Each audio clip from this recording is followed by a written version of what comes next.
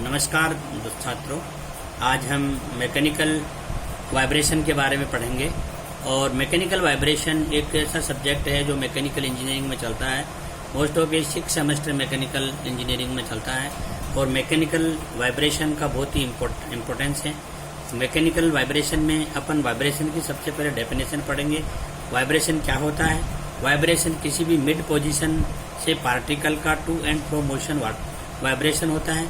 Vibration अकर करने के लिए कुछ इम्पोर्टेंट थिंग्स होती हैं, उनके बिना वाइब्रेशन घटित नहीं हो सकता।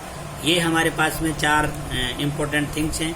एक kinetic energy, potential energy, non zero damping and undamped force.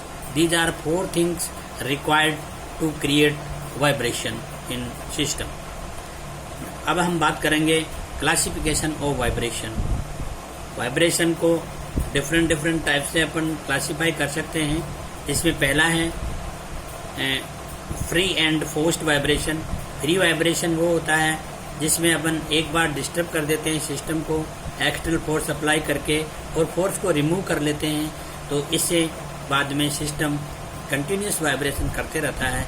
इस तरीके के सिस्टम को फ्री वाइब्रेशन सिस्टम बोलते हैं। और जिस पर कंटिन्यूसली फोर्स लगा के रखते हैं जिस सिस्टम के ऊपर, उसको अपन बोलते हैं forced vibration.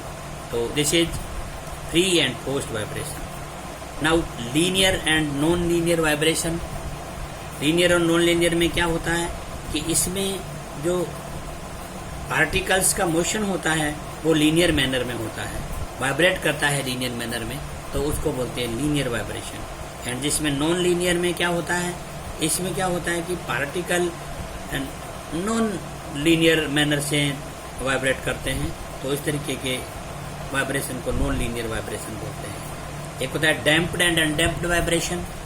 Damped, in this vibration the system is hanging damping force.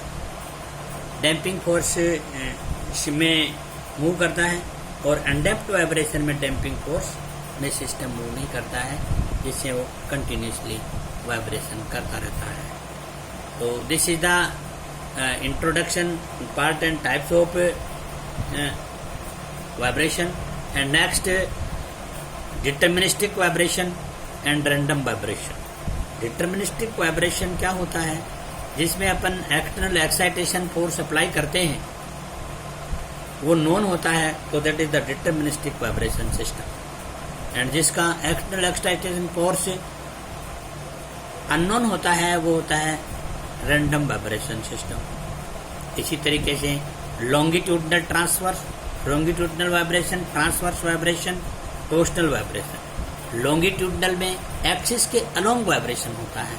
जैसे यहाँ आपके पास फिगर में दे रखा है, एक शाफ्ट हैंग है और इसके नीचे एक डिश लगी हुई है। इसको अपन वर्टिकली डाउनवर्ड एक बार मोशन दे करके छोड़ देते हैं, तो कंटिन्यूसली ये अप एंड डाउन मोशन करती है, तो कंप्रेशन एक्सपेंशन होता है। तो this type vibration is known the longitudinal vibration. Transverse vibration यानी सिस्टम, जो आपकी कोई भी सिस्टम है, उस सिस्टम के एक्सिस के क्रॉस यानी परपेंडिकुलर वाइब्रेट करते हैं मोलिक्यूल्स, तो इस तरीके के सिस्टम को अपन बोलते हैं transverse vibration system. And torsional vibration, just now torque apply करने से, एक इनिशियली टॉर्क अप्लाई करके अपन टॉर्क को रिमूव कर देते हैं और वो अपने आप वाइब्रेट करता रहता है। इस तरीके के सिस्टम को बोलते हैं टोर्सनल वाइब्रेशन सिस्टम। यहाँ फिगर में देख लीजिए, यहाँ पे फिगर ये कहता है कि ये अपने पास शाफ्ट हैंगे, यहाँ एक डिस्क लगी हुई है, डिस्क को अपन टॉर्क किया, एक थीटा एंगल से टॉर्क कर दिया। Theta angle is known as the displacement, angular displacement.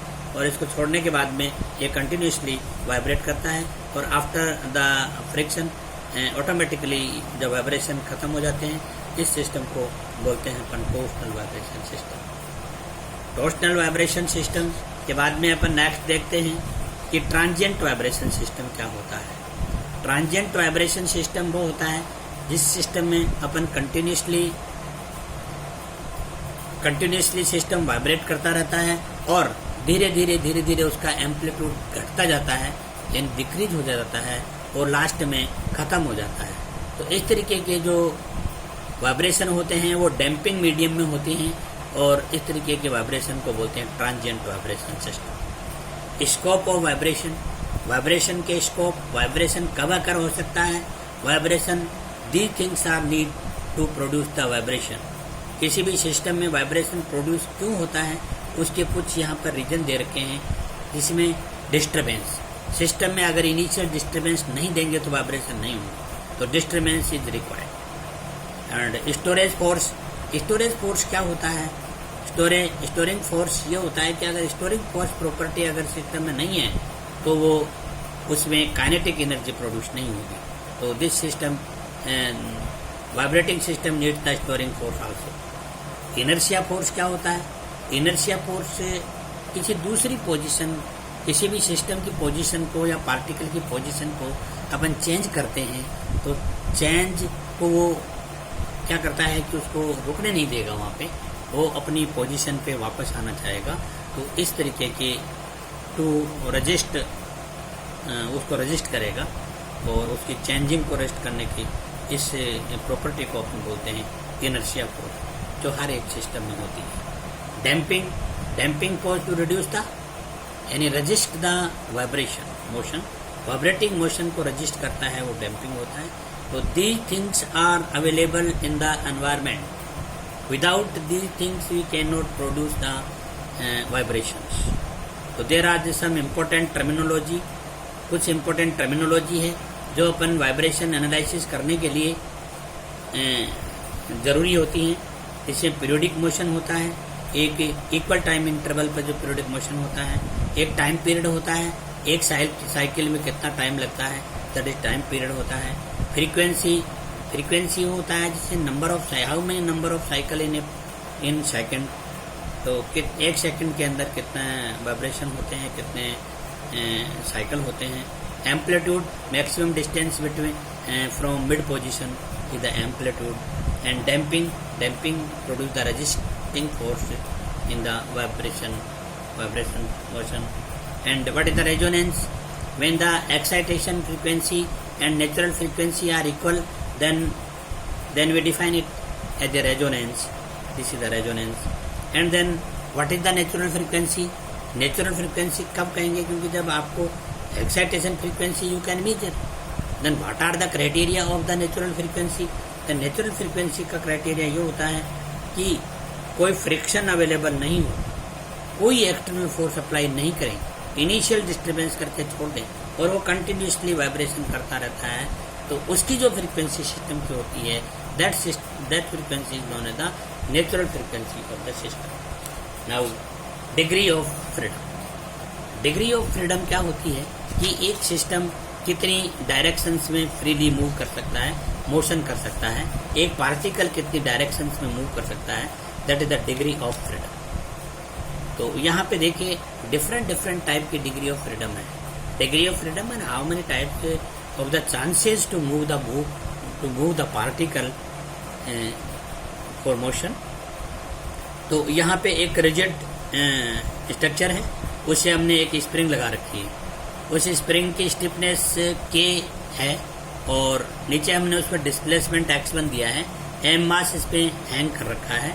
जैसे ये डिस्प्लेसमेंट देंगे तो इसमें सिंपली मूव कैसे होगा, ये मास अप एंड डाउन इस तरीके से मोशन करेगा। तो स्प्रिंग में इस तरीके का एक डायरेक्शन यानी ऊपर और नीचे और ऊपर नीचे, तो इसको बोलते हैं single degree of freedom system. And similarly here is the two displacement are here, x1 displacement is given in the m mass and another m mass is here, the x2 displacement is given and k1 and k2 are the stiffness of the spring 1 and 2। दो spring लगी हुई है जो ऊपर आपका structure लगा हुआ है, इनकी ये स्टिफनेस कॉन्स्टेंट्स हैं।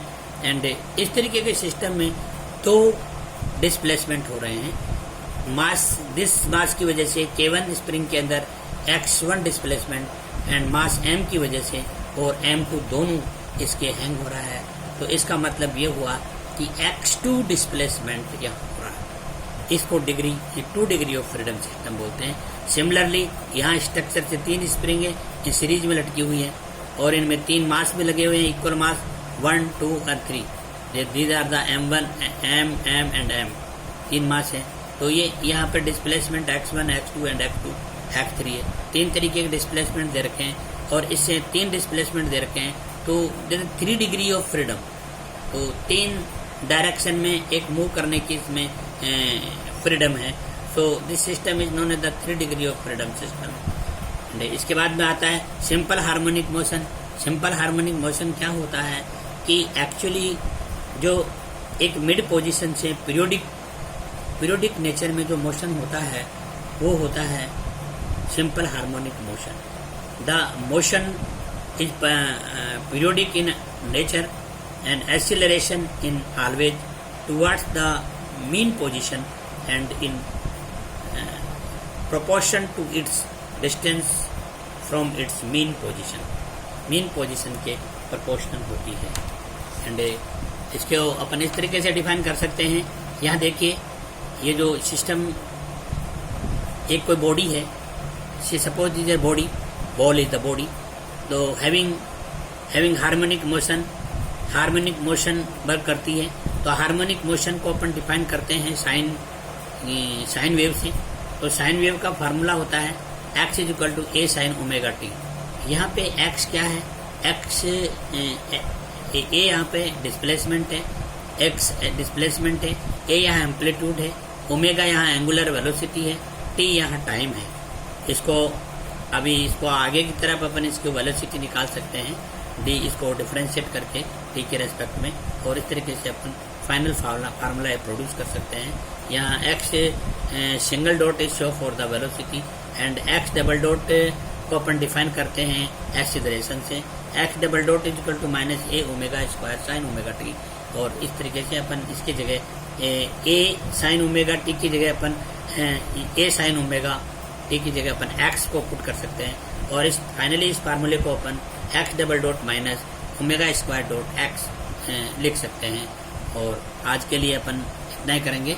और आपको इस तरीके के लेक्चर की और ज़रूरत हो और इस तरीके के आपको ये नोट्स पसंद में आ रहे होंगे तो इस चैनल को ज़रूर लाइक करना, सब्सक्राइब करना और बेल आइकन ज़रूर दबाना।